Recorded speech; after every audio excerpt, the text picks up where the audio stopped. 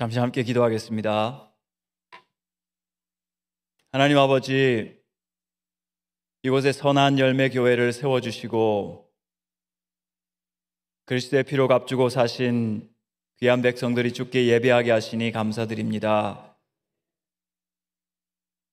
사랑하는 성도들, 담임 목사님과 함께 지금까지 함께 믿음의 여정을 같이 하면서 주의 말씀을 사모하고 영적으로 성장해 왔사오니 하나님께서 성도들 가정마다 개인마다 복을 주시고 주의 은혜를 형통케 하여 주시며 간절한 기도의 제목을 특별히 응답하여 주시옵소서. 주의 교회가 말씀과 복음으로 더욱 왕성할 수 있도록 은혜 베풀어 주시옵소서. 이 시간 주께서 말씀하실 때 오직 성령께서 우리 마음에 말씀하시며 사람의 모습은 감추어 주시옵소서. 예수 그리스도의 이름으로 기도하옵나이다. 아멘. 주님께서 사랑하시는 성도 여러분, 여러분의 영혼이 잘됨 같이 여러분의 범사가 잘되고 강건하시기를 축복합니다. 가족은 우리 하나님께서 만드시고 창조하시고 통치하시는 하나님의 제도입니다. 1948년에 선포되었던 보편적 인권 선언이라고 하는 유엔의 선언에서도 초안에서 이렇게 이야기를 했습니다. 결혼에서 비롯된 가족은 자연스럽고 근본적인 사회의 단위 집단이다. 그것은 모든 실정법보다 선행하며 창조자에 의해 양도할 수 없는 권리로 부여되었고 그와 같이 국가와 사회의 보호를 받아야 한다. 이렇게 이야기를 하였습니다. 가족은 빼앗길 수 없는 절대 권리다라고 이야기하면서 가족이라고 하는 것은 오직 결혼이라고 하는 것을 기반으로 해야 된다고 선언을 하였던 거지요. 오늘날 사회나 국가가 가족을 자기들 마음대로 결정을 하고 정의를 내리고 제도를 만들고 이런 생각들을 하고 있는데, 그러나 가족은 창조자 하나님께서 부여하신 것입니다. 하나님께서 가족을 만드시고 가정을 세우셨기 때문입니다. 여러분, 자녀들이 부모님을 선택하였습니까? 자녀들이 부모님 선택하지 않았습니다. 태어나고 보니까 부모님이 계셨던 거죠. 부모님들이 자녀를 낳았지만 부모님들이 기대하고 바라던 그런 자녀들입니까? 감사합니다. 근데 사실은 우리가 생각지 못한, 우리가 생각한 것보다 훨씬 아름다운 그런 자녀들을 우리에게 주셨습니다. 부부가 서로 만나서 사랑해서 결혼을 했지만 성경에서 이야기할 때는 하나님께서 짝지어 주셨다, 그렇게 말씀을 하셨습니다. 가족이란 참 신기합니다. 특별합니다. 가족이 있고 나서 우리 자신을 보니까 우리도 모르게 변화되어 있고 성장해 있는 것을 보게 됩니다. 여러분의 아내, 여러분의 남편, 여러분의 자녀, 세상 무엇과 바꿀 수가 없습니다. 참 소중한 존재지요.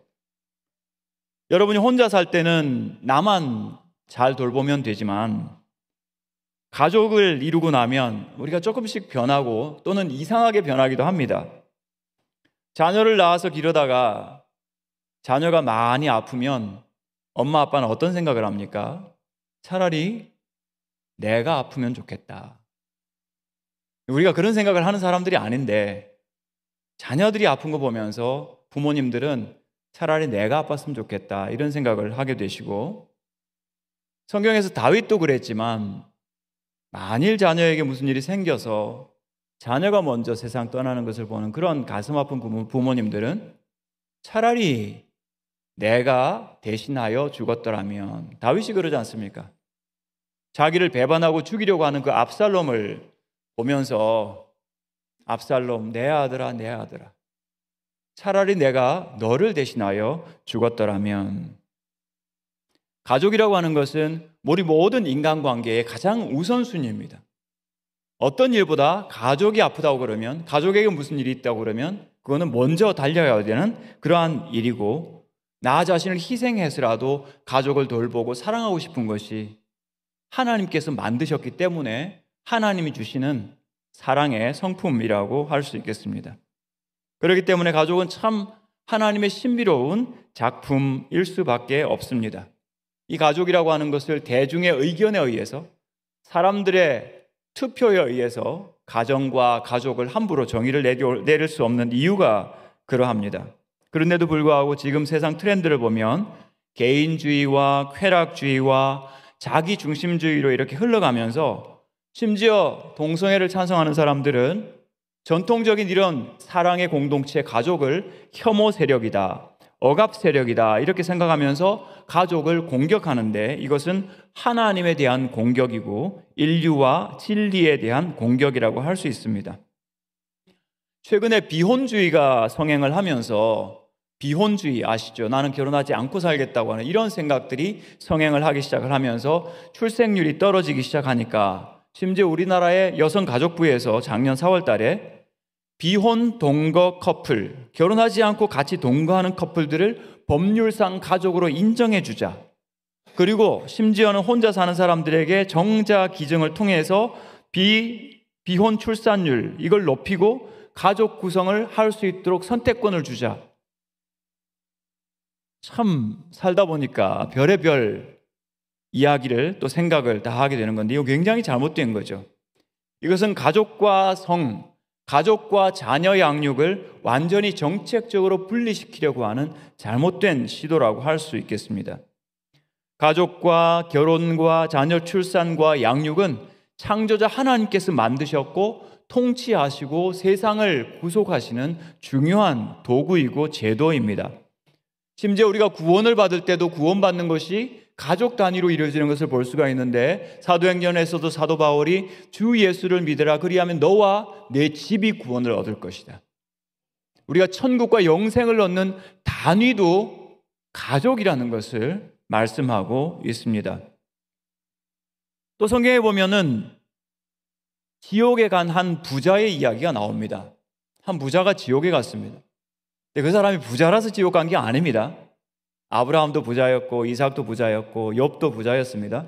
부자라서 지옥 간 게 아닙니다. 나중에 그가 하는 말을 들어보면 지옥에 간 이유가 회개하지 않아서, 우리는 조금 전에 참회의 기도를 하지 않았습니까?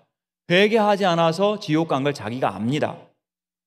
그런데 그 지옥의 고통 가운데에서 두 가지 소원이 있었는데, 첫 번째 소원은 제발 그 손가락 끝으로 물 한 방울 적셔서 내 혀끝을 시원하게 해 주십시오 하는 그런 소원이었습니다.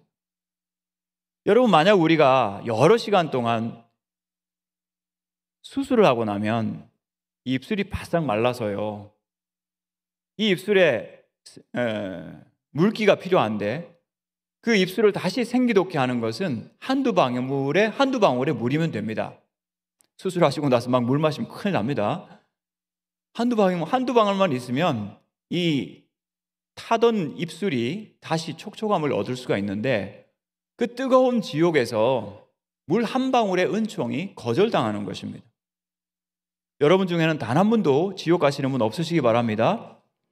아까 강수사님 이야기 들으니까 어제 비가 많이 왔다면서요. 하나님께서 얼마나 창원을 사랑하시는지 모릅니다. 지옥에는 그런 빗방울 하나가 없습니다. 여러분, 이 땅에 사는 동안에는 목마르면 물 마시면 되고, 물 없으면 커피 마시면 되고, 주스 마시면 되고, 차 마시면 됩니다. 그런데 지옥에는 카페가 없습니다. 메뉴도 없습니다. 뜨거운 불만 있습니다. 한 분도 회개하지 않고 지옥 가는 분 없으시기를 바랍니다. 여러분의 가족들 가운데서도 속히 회개하는 역사가 나타나기를 축복합니다. 두 번째 소원이 뭐였냐? 물 한 방울이 허락되지 않으니까 저 나사로를 보내가지고 내 아버지 집에 5 형제가 있는데 그들이 죽은 자 가운데에서 살아난 나사로를 보면서 회개하여서 저들은 이 고통받는 곳에 오지 않게 하소서. 죽었는데 아직 이 땅에 남아있는 5 형제를 생각하면서 저들은 제발 내가 이 고통받는 이곳에 오지 않게 하옵소서. 저들은 천국의 생명의 강이 흐르는 저 천국에 가서 생명의 나무가 있는 그곳에서 영생을 누리게 하옵소서. 그게 죽은 자들의 소원이라고 성경은 이야기를 하고 있습니다. 그만큼 이 가족 관계는 죽고 나서도 잊어버릴 수 없는 그런 관계인 것을 보게 됩니다. 오늘 본문은 에베소서 말씀인데 사도 바울은 에베소서 앞부분에서 성부, 성자, 성령 하나님이 주시는 신령한 복에 대해서 이야기합니다. 우리가 예수님을 믿고 구원받은 것이 우연히 된 일이 아니고 우리의 존재가 우연히 세상에 던져진 것이 아니라 하나님의 거룩하신 예정을 따라서 이 세상에 만들어지기 전에 우리는 벌써 구원받기로 예정된 사람들이다. 그렇게 말씀을 하고 있습니다. 하나님이 우리를 지으셨습니다. 여러분, 역사 속에 우연히 던져진 우연의 산물들이 아니죠. 여러분, 누굴 닮으셨습니까? 여러분, 원숭이 닮았습니까? 하나님 닮았습니까? 여러분, 하나님 닮았습니까? 진짜죠? 우리는 하나님의 형상으로 지음받았습니다. 그리고 예수 그리스도로 말미암아 거듭나서 구원받고 보니 와, 나의 구원은 이 세상이 만들어지기 전에 이미 예정된 것이었구나. 이것을 우리가 알게 되는 거죠. 그것이 에베소서 1장, 2장에 나오고 있습니다. 그리고 성령으로 우리의 구원을 인치셔서 도장을 찍으셔서 우리의 구원이 흔들리지 않게 되었다는 것을 에베소서에서 말씀을 하고 있는데 오늘 보면 5장에 와서는 그런 구원의 기초에서 매우 구체적으로 그렇다면 구원받은 우리가 가족 관계 속에서 어떻게 살아야 할 것인가를 우리에게 이야기를 해주고 있는데 그 핵심적인 말씀이 21절 말씀입니다. 21절 같이 읽겠습니다. 그리스도를 경외함으로 피차 복종하라. 이건 암송할 수도 있습니다. 한번 암송해 보겠습니다. 시작. 그리스도를 경외함으로 피차 복종하라. 아멘. 그리스도를 경외함으로, 그리스도는 기름 부음 받은 자, 하나님께서 기름을 부으셔서 이 땅에 보내신 하나님의 아들 메시아, 우리의 구원자이십니다. 예수님은 이 땅에 오셔서 우리가 마땅히 살아야 하는 완전한 순종의 삶을 우리는 살지 못하는데 예수님께서 살아내셨습니다. 대신 살아주셨습니다. 죄인인 우리가 마땅히 하나님으로부터 끊어지는 영원한 형벌을 받아 마땅한데 십자가 위에서 죄 없으신 그 하나님의 아들이 우리 대신 완전한 속죄의 죽음을 죽어주셨습니다. 그래서 우리는 지옥 가지 않아도 됩니다. 우리는 하나님으로부터 끊어지지 않아도 됩니다. 예수님께서 대신 끊어져 주셨기 때문에. 그분은 하나님의 아들로서 종이 되어 이 땅에 오신 반면에 우리는 죄의 종이었는데 그분이 종되심으로 말미암아 우리가 하나님의 아들, 하나님의 딸, 하나님의 자녀가 되었습니다. 그 주님을 우리는 사랑할 수밖에 없죠. 그 주님을 경외함으로, 경외한다고 하는 것은 두려워하는 마음과 사랑하는 마음, 거룩한 마음과 행복한 마음, 자발적인 마음으로 그분을 바라보고 그분을 기준으로 삼는다고 하는 거죠. 우리의 가족 관계가 소중하고 그리스도가 소중한데 이 두 개를 통합해서 우리의 삶의 기본적인 원리로 하나가 되어야 한다는 것이 21절 말씀입니다.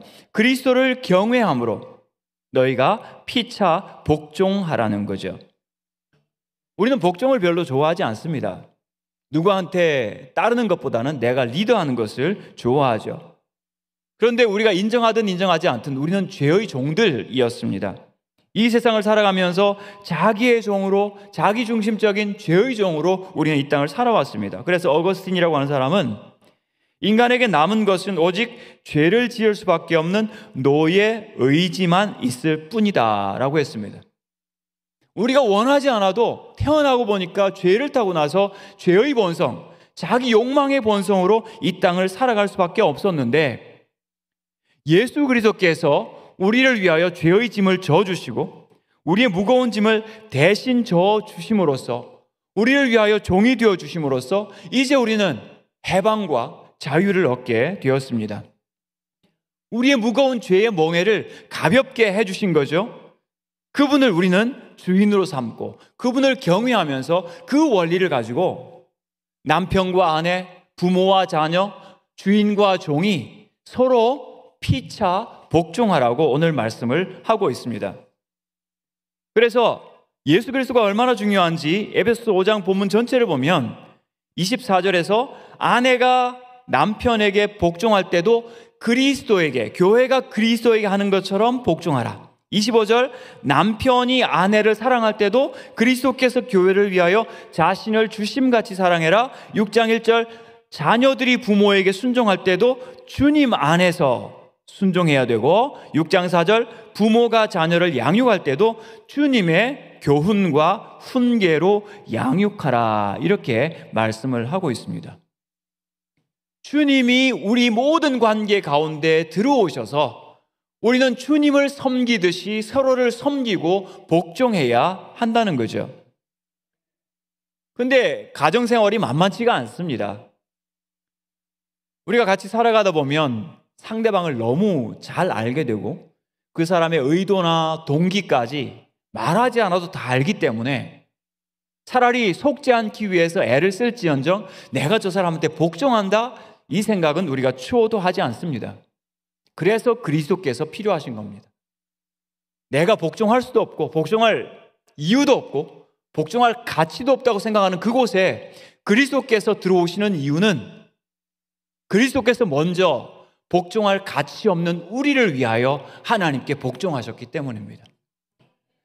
죽을 가치 조금도 없는 우리를 위하여 대신 죽어주시고 자신의 생명을 내어주셨기 때문에 우리도 저 사람 정말 내가 복종할 가치가 있을까? 사랑할 가치가 있을까? 이런 질문을 하는 그 사람에게도 그리스도로 말미암아 복종할 수가 있고 사랑할 수가 있고 환대할 수가 있기 때문입니다. 그래서 우리 가족의 모든 관계의 중심에 그리스도가 계십니다. 그리고 그리스도께서 계셔야만 합니다.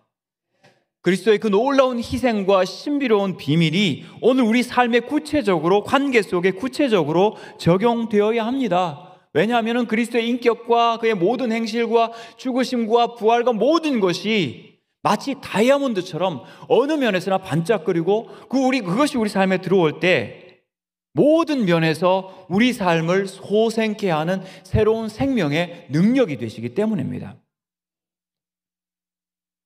우리 자신을 한번 생각해 보시죠. 저나 여러분의 값어치, 물론 우리가 인간이기 때문에 우리에게 인권이 있고 우리 존재 자체로 참 가치롭습니다. 하지만 저나 여러분의 진정한 값어치와 가치는 내가 지금까지 어떤 인생을 살았냐, 얼마만큼의 업적을 이루었느냐, 얼마만큼의 소유를 가지고 있고 얼마만큼 큰 재산을 가지고 있는, 이거 절대 아닙니다.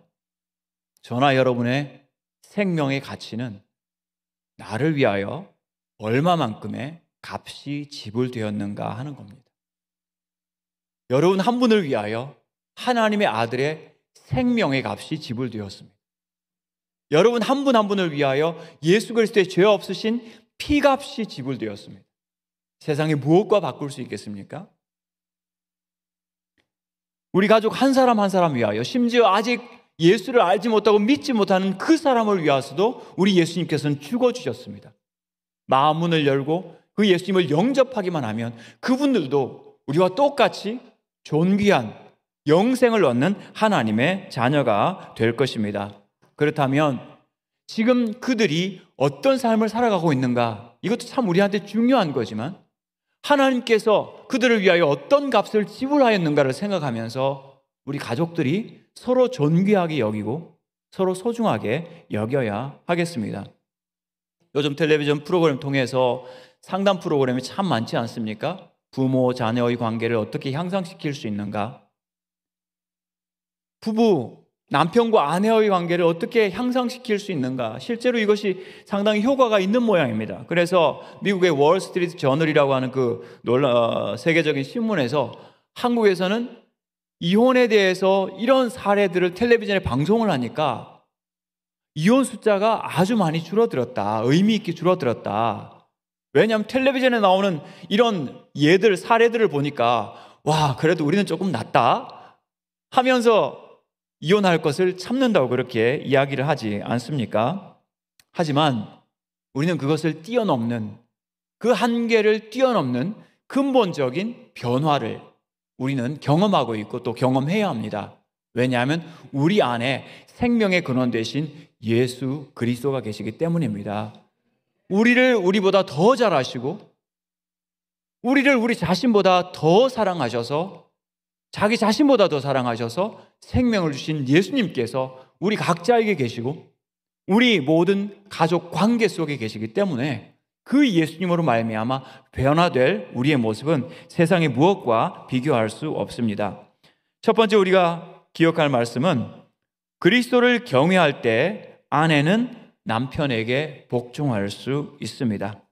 자, 우리 아내분들 22절과 24절 또 여성분들 같이 한번 읽어보겠습니다. 22절 먼저 같이 읽겠습니다. 시작. 아내들이여 24절 시작. 그러므로 교회가 그리스도에게 하듯 아내들도 자기 남편에게 복종할지니라. 아멘.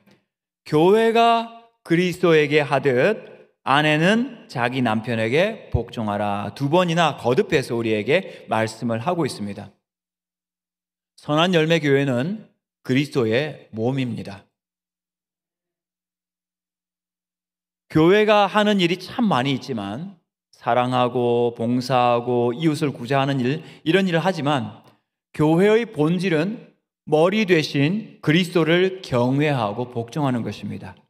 지금 우리가 예배드리는 것은 머리 되신 우리의 몸, 우리가 몸이고 머리 되신 예수 그리스도에게 예배하는 것이죠. 사울이라는 사람이 예수님의 제자들을 핍박하였습니다. 다메섹으로 올라가고 있었죠. 거기서도 예수 믿는 제자들을 잡아서 결박하기 위해서 올라가고 있을 때 부활하신 예수께서 그에게 나타나셔서 묻습니다. 사울아 사울아 내가 어찌하여 나를 핍박하느냐 박해하느냐 이렇게 말씀하시죠. 우리가 잘 아는 사건이지만 이 사건은 바울의 교회론의 핵심을 이야기해주고 있습니다. 부활하신 예수님께서 그에게 나타나셔서 너는 어찌하여 나의 제자들을 핍박하느냐 박해하느냐 하지 않으시고 뭐라고 하셨다고요? 어찌하여 나를 박해하느냐. 여러분을 박해하는 사람이 있다면 그것은 예수님을 박해하는 겁니다. 여러분과 그리스도는 하나이기 때문이죠. 교회와 그리스도는 하나이기 때문이죠. 여러분이 길을 가시다가 돌부리를 찾습니다. 발이 아픈데 소리는 어디서 납니까? 머리에서, 입에서 나지 않습니까? 마찬가지로 교회가 박해받고 고통받을 때 머리도 하신 그리스도께서 내가 아프다라고 말씀을 하는 거죠. 교회와 그리고 그리스도는 하나입니다. 하나 된 우리 교회가 할 일은 그리스도께 복종하고 그를 경외하면서 그리스도만을 예배하는 것입니다. 이것이 원리가 되어서 그리스도와 교회가 하나이고 그리고 교회가 그리스도를 예배하고 복종하는 것처럼 아내들은 남편에게 복종해야 된다. 이렇게 이야기를 하고 있습니다. 남편에게 복종할 자격이 있다. 남편이 존경할 만하다. 남편이 참 멋있다. 이래서 복종하는 것이 아니라 교회가 그리스도에게 복종하듯이 그리스도를 바라보면서 그리스도가 또 그리스도를 경외하는 것이 원리가 되어서 한 몸인 남편과 아내가 특별히 아내가 남편의 머리됨을 인정하고 복종하라고 이야기합니다. 그래서 그러므로 교회가 그리스도에게 하듯 아내들도 범사에 남편에게 복종할지니라. 근데 제가 상담을 하고 있는데 교회에서 상담을 해보면 참 남편 때문에 고생하는 또 고민하는 아내들이 많이 있습니다. 그래서 진짜 이 아내들이 남편을 복종하는 것이 맞는가 이런 질문을 하게 될 수밖에 없죠. 2000년 전에는 이 말씀이 선포될 때는 진짜로 로마 사회에서는 아내나 자녀들은 그 아버지, 남편의 소유물이었습니다. 그래서 누군가가 나의 아내에게 해코지를 하면 그것은 나의 재산권을 침해한 거지 나하고 별 상관이 없는 거예요. 상하 관계였죠. 2000년 전에는 자식도 아내도 남편에게 복종을 했지만 과연 오늘날도 그렇게 복종을 해야 됩니까? 이런 질문을 하게 되죠. 특히나 일방적인 억압을 하고 복종을 요구하고 신체를 학대하고 정서적으로 학대하고 외도하고 비난하고 욕설하는 그런 남편에게 복종을 해야 합니까? 이런 문제가 심각하지 않습니까? 진짜 심각합니다. 정말 공존하기 힘들 정도로 어려운 상황인 것을 우리가 보게 됩니다. 그리고 시대적으로 1917년에 러시아의 혁명이 일어나면서 1차 성혁명이 있었습니다. 그것은 뭐냐 하면 러시아 공산주의자들이 프레드릭 엥겔스라고 하는 사람이 1884년에 남자에 의한 여자의 억압, 이런 개념에 기초해 가지고 결혼으로 형성된 오늘날의 가족 제도를 이것은 억압 세력이고 투쟁의 대상이다, 이런 식으로 이야기하면서 많은 자유주의자들이 기존의 이 가족이라고 하는 제도를 억압의 제도이기 때문에 이것은 투쟁하고 싸워야 된다, 이런 투쟁의 대상으로 여기게 되었습니다. 1960년대에 와서는 글로벌 성혁명이 일어나면서 더욱 급진적으로 변해가지고 남자와 여자가 만나서 가정을 이루는 이 제도 자체에 대하여 부정을 하기에 이르렀습니다. 하지만 그런 관점에서 성경은 애초에 일방적이고 굴욕적인 복종을 차단하고 있는 것을 볼 수가 있습니다.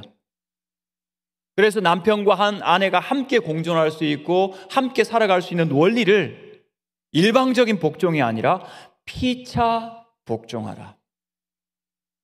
우리가 그리스도를 경외하고 예배하는 이유는 그리스도께서 먼저 우리를 위하여 복종하셨기 때문입니다.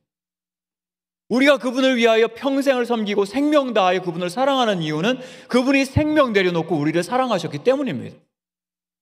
하나님의 아들이시지만 피차 우리가 사랑하고 있는 거죠. 피차 복종하고 있는 거죠. 그런 의미에서 남편과 아내의 관계가 아내가 남편에게 복종한다는 것이 굴종이나 굴욕이 되는 것이 아니라 서로 피차 복종함으로써 이 가족 제도가 하나님의 통치하시는 아름다운 제도가 되어야 한다는 거죠.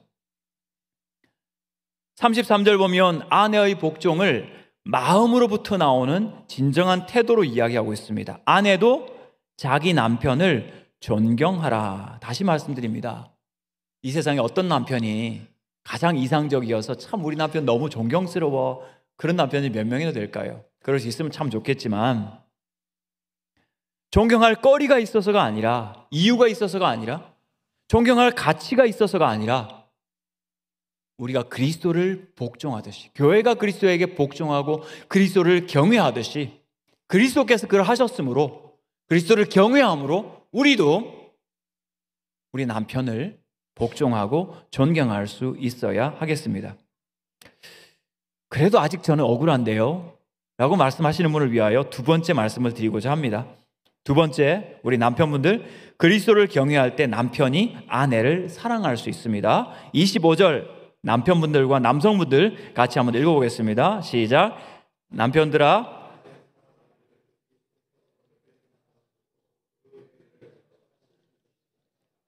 일부러 힘을 빼신 거 아니시죠? 다시 한번 더 읽어보겠습니다. 큰 소리로 자신 있게 시작. 남편들아, 아내 사랑하기를 그리스도께서 교회를 사랑하시고 그 교회를 위하여 자신을 주심같이 하라. 아내가 남편에게 복종하는 것이 억울하다고 생각하셨던 분들은 여기서 해소되셨으면 좋겠습니다. 사실은 우리 주님께서 한 가정의 가장인 남편들에게 훨씬 무거운 임무를 부과하고 있습니다. 아내에게는 남편을 존중하고 존경하고 복종하는 임무를 부과하고 있지만 남편에게는 그리스도께서 교회의 머리로서 교회를 위하여 자신을 주신 것처럼 남편은 아내를 위하여 자신을 주어야 합니다. 남편분들이 아멘 하셔야죠. 자, 이렇게 바꾸어서 이야기하십시다. 선한 열매교회, 아내분들이 남편에게 복종하면 남편분들은 아내 대신 생명을 주실 줄 믿습니다. 여전히 여성분들의 목소리가 큽니다. 괜찮습니다. 그러나 하나님 말씀은 분명합니다. 근데 저를 비롯한 남편분들을 저를 생각해서 보면 자신을 아내에게 주는 것은 고사하고 인색할 때가 많습니다.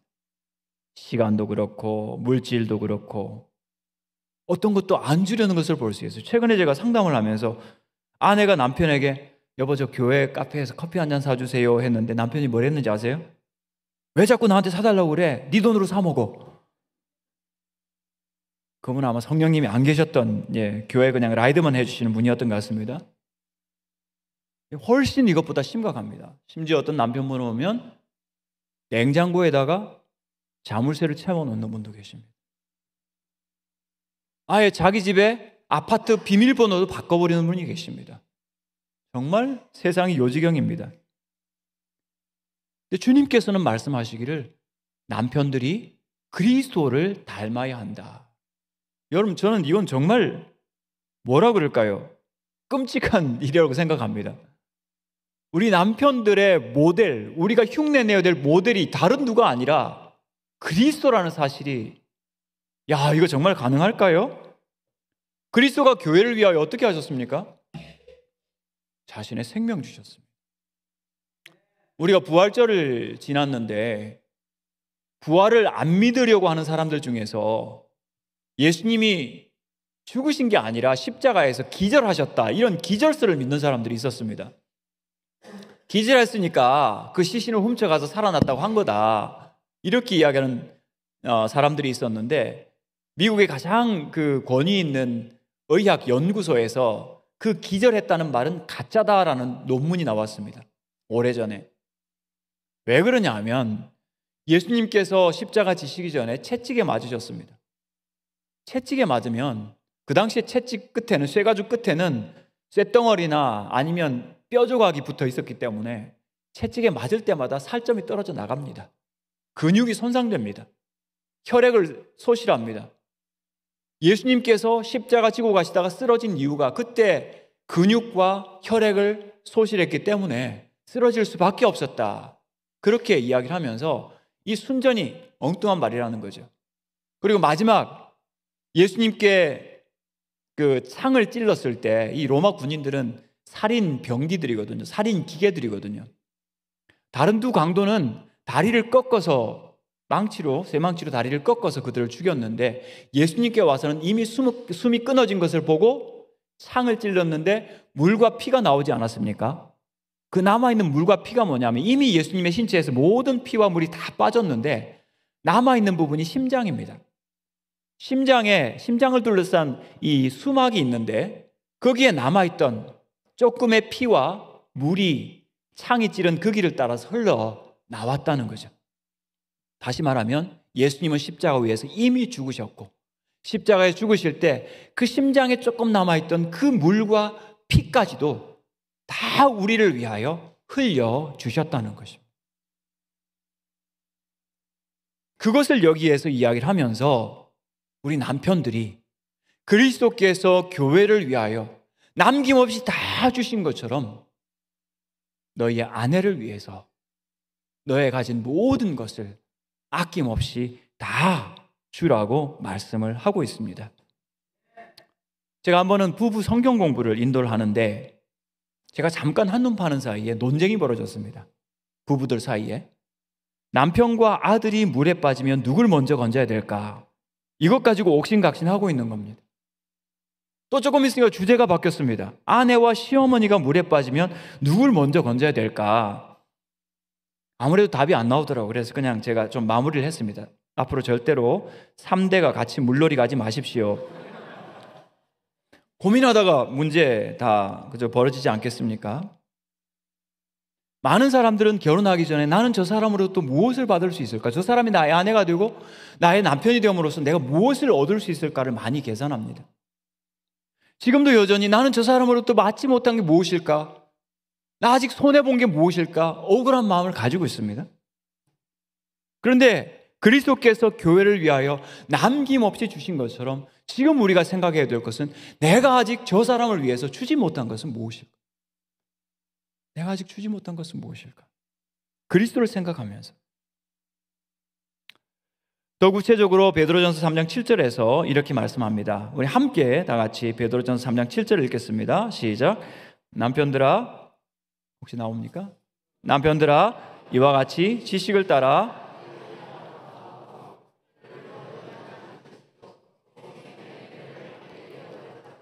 귀히 여기라. 이는 너희 기도가 막히지 아니하게 하려 함이라. 지식을 따라 너희 아내와 동거하고, 여기 지식이라고 하는 것은 우리 아내 이름은 뭐고 나이는 몇 살이고 이런 사람입니다 하는 지식이 아니고 마음의 지식입니다. 마음을 이해하는 지식, understanding이라고 하는 겁니다. 내 안의 마음을 이해하고 지금의 소원이 무엇인지 마음을 알아주는 것을 지식을 따라 아내와 동거하라는 거죠. 그를 더 연약한 그릇이요, 비교급을 쓰고 있죠. 남편도 연약한 그릇입니다. 상처 잘 받죠. 근데 아내는 더 연약한 그릇임을 알고, 세상에서는 더 연약하면 함부로 대합니다. 세상에서 연약하면 심지어 동물의 세계에서는 잡아먹힐 수도 있습니다. 그런데 성경에서는 더 연약하기 때문에 귀하게 여겨라. 아내를 귀하게 여기는 것은 추상적이지 않습니다.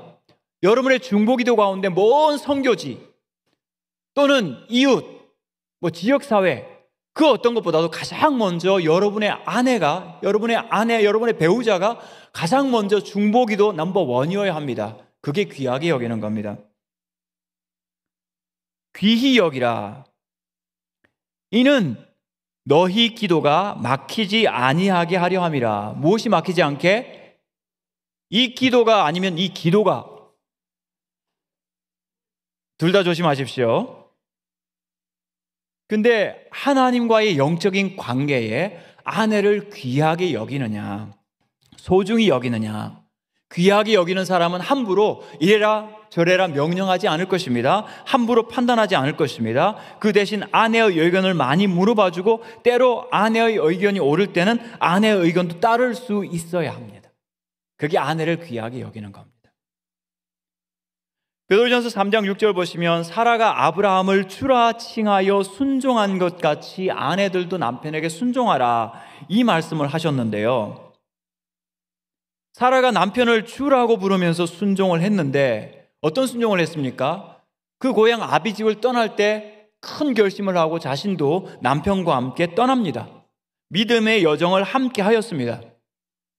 그런데 한 번은 하나님께서 아브라함에게 이제는 너의 아내의 말을 들으라 말씀하신 적이 있습니다. 창세기 21장 11절 보시면 아브라함이 그의 아들로 말미암아 그 일이 매우 근심되었더니 하갈의 아들 이스마엘이 어린 이삭을 놀리는 것을 보고 사라가 아브라함에게 이 여종과 그 아들을 내쫓으라 요구를 할 때 아브라함이 매우 근심을 했습니다. 왜냐하면 이스마엘도 자기 자식이니까. 그런데 하나님이 아브라함에게 이르시되 내 아이나 내 여종으로 말미암아 근심하지 말고 사라가 내게 이른 말을 다 들으라. 집을 떠날 때는 아내가 남편에게 복종했지만 이 일에 있어서는 네 아내 사라의 말을 네가 들어야 한다. 피차 복종하고 피차 경청하고, 한 사람이 언어를 독점하는 것이 아니라 서로 이야기를 경청하고 존중하면서 귀하게 여기라는 것이 하나님께서 우리에게 주시는 가정, 부부 공존의 원리라고 할 수 있습니다. 피차 복종하는 것입니다. 더 연약한 그릇을 더 귀하게 여길 뿐만 아니라 생명의 은혜를 함께 이어받을 자이기 때문에 그리스도께서 우리를 귀하게 여긴 것처럼 그리스도께서 영원한 영생을 함께 누리기 위하여 우리에게 영생과 천국을 준비하신 것처럼 오늘 우리도 아내는 남편을, 남편은 아내를 귀하게 여겨야 합니다. 마지막 세 번째, 피차 복종하는 것은 오직 성령의 충만으로 가능합니다. 5장 18절 같이 한번 읽겠습니다. 5장 18절 시작. 술 취하지 말라. 이는 방탕한 것이니 오직 성령으로 충만함을 받으라. 아멘. 우리가 21절 말씀을 보면 명령형으로 되어 있죠. 그리스도를 경외함으로 피차 복종하라는 명령형으로 되어 있는데 사실은 헬라어는 분사형이고, 분사형은 주동사가 따로 있다는 말이죠. 그 주동사가 18절에 나오는 성령의 충만함을 받으라, 그래서 그리스도를 경외함으로 피차 복종하라 라는 뜻입니다. 성령 충만함을 받으라 밑에 몇 가지 분사형이 있는데 19절 시와 찬미와 신령한 노래로 서로 화답하는 거 우리가 찬양하지 않습니까? 성령 충만함을 받아서. 20절 항상 아버지 하나님께 감사하는 거, 이것 역시 성령의 충만함을 받아서. 그리고 21절 그리스도를 경외하며 서로에게 피차 복종하는 거, 성령의 충만함을 받아서. 이렇게 연결되어 있다는 거죠. 악한 사람들은 나쁜 짓 하기 위해서 술에 취합니다. 제정신으로 못하니까 술 취해가지고 나쁜 일을 하는 거죠. 우리는 성령에 충만해야 되는데 비슷한 점도 있습니다. 제정신으로 사랑하기 힘든 사람이 있을 때 성령 충만해야 됩니다. 우리가 같이 살아갈 때 내 정신으로 사랑할 수 없는 사람들이 많습니다. 우리의 인간의 한계 때문에. 세상의 많은 치료법들은 그냥 내 정신 맑게 해서 표면적으로 문제 좀 잘 풀어가지고 같이 그냥 너도 좋고 나도 좋고 이렇게 살아가자라고 하는데, 우리 성경에서는 그게 아니라 나를 근본적으로 바꾸시고, 그리고 나에게 사랑할 능력을 극대화시켜 주시는 성령으로 충만함 받아서 복종하기 힘든 남편에게 복종하고, 나에게 나의 전부를 주기 힘든 아내에게 나의 전부를 줄 수 있는 그런 사랑을 실천하라고 말씀을 하고 있는 거죠. 우리 주님께서도 힘든 고비고비마다 성령의 충만함이 있었습니다. 40일 금식 기도를 하시면서 광야에서 시험 당하실 때 성령께서 이끌어 주셨습니다. 우리 주님께서 겟세마네 동산에서 땀이 땅에 떨어지는 핏방울처럼 되었을 때 천사들이 우리 주님을 도와주었습니다. 그 십자가를 돕지 않았겠습니까? 마찬가지로 우리 가족, 우리 가정 사랑하고 귀하지만 때로는 십자가와 같습니다. 부담이 되기도 합니다. 쉽지가 않습니다. 사랑하기 어렵습니다. 우리 자연인의 한계로서는 사랑하고 복종하는 것은 불가능합니다. 그러나 성령께서 계실 때 우리는 한번 해볼 만합니다. 그래서 성령의 충만이 필요합니다. 육신의 생각은 사망이요, 성령의 생각은 생명과 평안이기 때문입니다. 성령께서 우리에게 힘 주시면 우리 변할 수 있습니다. 성령께서 능력 주시면 왜 당신 안 변해? 왜 우리 아이들 안 변하지? 그게 아니라 내가 먼저 변할 수가 있고 내가 먼저 품을 수가 있게 되는 거죠. 그래서 여러분, 결혼하고 자녀를 낳고 부부관계로 함께 유지하는 것 여러분의 힘으로 안 됩니다. 만만하게 보이지만 세상 모든 사람 다 그렇게 사는 것 같지만 우리 힘으로 안 되기 때문에 성령의 도우심이 필요한 거예요. 성령의 충만함이 필요한 거예요. 얼마만큼 충만해져야 될까요? 아내 여러분은 남편을 존경할 때까지, 저 남편에 대한 긍휼의 마음, 참 불쌍하다, 안 됐다, 내가 품어야지, 이 마음 들 때까지 우리는 성령의 충만을 먼저 사모해야 됩니다. 내 힘으로 안 되기 때문이죠. 남편 여러분도 여러분 자신을 아내에게 온전히 주는 거, 이거 쉽지 않습니다. 만만하지 않습니다. 여러분도 해야 될 일도 많은데 아내를 돌보고 사랑하고 온전히 케어하는 거 우리 힘으로 안 됩니다. 그래서 성령의 충만함을 받으라고 하는 거예요. 불가능하게 보이지만 하나님은 못하실 일이 없습니다. 성령께서 역사하시면 내가 먼저 변화됩니다. 그래서 이 가정이 공존할 만한, 함께 살아갈 만한, 그리고 천국을 소망할 만한 아름다운 가정으로 변화될 수 있는 거죠. 그래서 성령께서 나타나시면, 성령에 충만하시면 성령의 열매들이 맺는데 세 가지만 한번 생각을 해보십시다. 성령의 열매 9가지 기억하시죠? 뭡니까? 사랑과 희락과 화평과 오래 참음, 자비, 양선, 충성, 온유, 절제, 9가지 아닙니까? 그 중에 3가지, 사랑, 첫 번째 사랑입니다. 여러분, 사랑이라고 하는 거 그냥 뭐 아무렇게나 하는 것이 사랑 아니냐라고 생각할 수 있죠. 하지만 성령의 열매는 다른 겁니다. 우리가 보통 사랑하고 좋아한다고 할 때 저 사람 내 마음에 들어, 저 사람 음악이 나 좋아, 저 사람 외모가 좋아. 사랑할 이유가 있습니까? 나하고 맞으니까 난 좋아합니다. 그런데 성령께서 주시는 사랑, 하나님 우리를 사랑하시는 사랑은 사랑할 이유가 있어서가 아니라, 아름다운 거리가 있어서가 아니라 아름다움과 사랑의 이유를 만들어서 사랑하는 겁니다. 바리새인들도 자기 좋아하는 사람 좋아합니다. 성령께서 우리를 바꾸시면 좋아할 이유가 없는 사람에게 이유를 만들어서 사랑할 수 있습니다. 사랑할 아름다운 거리를 만들어서 사랑할 수 있는 거, 이게 성령의 열매입니다. 두 번째, 오래 참음의 열매. 나는 참을 만큼 참았어. 이거는 보통 사람들이 하는 이야기입니다. 성령께서 참게 하시면 그 한계를 넘어서 견뎌낼 수가 있습니다. 어떤 여집사님이 상담하시면서 이렇게 이야기했습니다. 목사님, 저와 남편 사이에는 아무것도 없습니다. 그저 참고 삽니다. 제가 그 남편분을 알기 때문에 무슨 말인지 이해를 합니다. 참 안 되기도 했어요. 얼마나 마음고생이 컸을까. 근데 한번 생각을 해보니까 고린도전서 13장 4절이 생각나더라고요. 사랑은 오래 참고. 집사님 참 힘드시겠지만 그게 진짜 사랑입니다. 오래 참는 거. 여러분 지금 혹시 참고 사십니까? 그게 진짜 사랑입니다. 그게 성령이 주시는 사랑이에요. 잘 참으시기 바랍니다. 사랑은 오래 참고. 마지막 절제의 열매. 절제의 열매. 부부가 너무 서로 잘 맞아도 저 굉장히 위험하다고 생각을 합니다. 성경 한번 볼까요? 성경에 보시면 합력하여 너무 친해가지고 악을 이루는 부부가 있습니다. 아합과 이세벨. 아합 왕은 제가 볼 때는 극아이입니다. 극한 내성적인 성격을 가지고 있어요. 왕인데 나봇이라는 사람에게 가가지고 야, 내가 돈 줄 테니까 왕인 나한테 너 포도밭을 팔아라.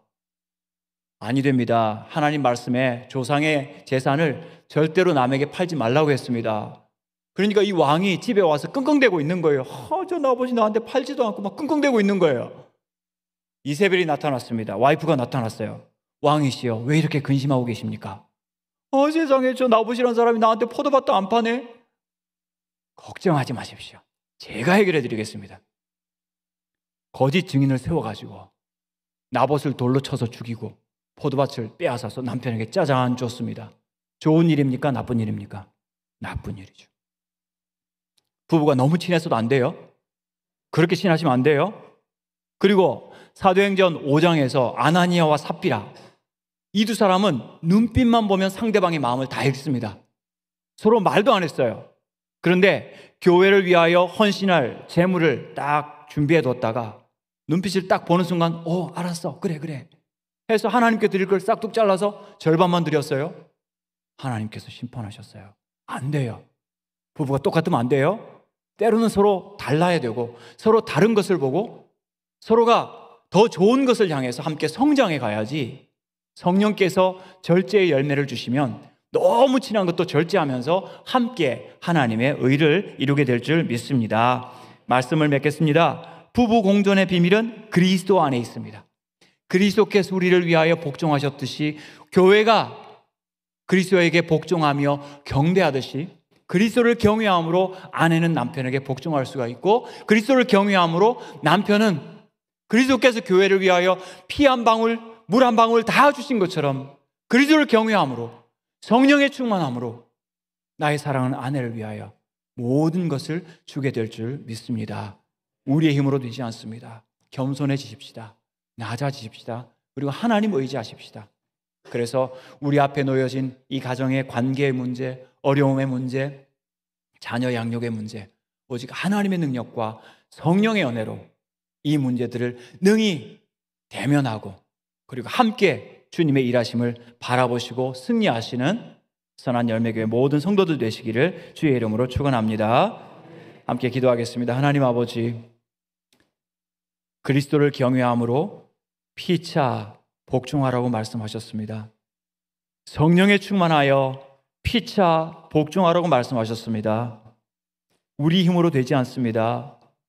우리 능력으로 이유를 찾기도 힘듭니다. 그러나 주님을 경외함으로 성령의 충만함으로 우리 가족이 다시 회복될 수 있는 놀라운 은혜를 베풀어 주시옵소서.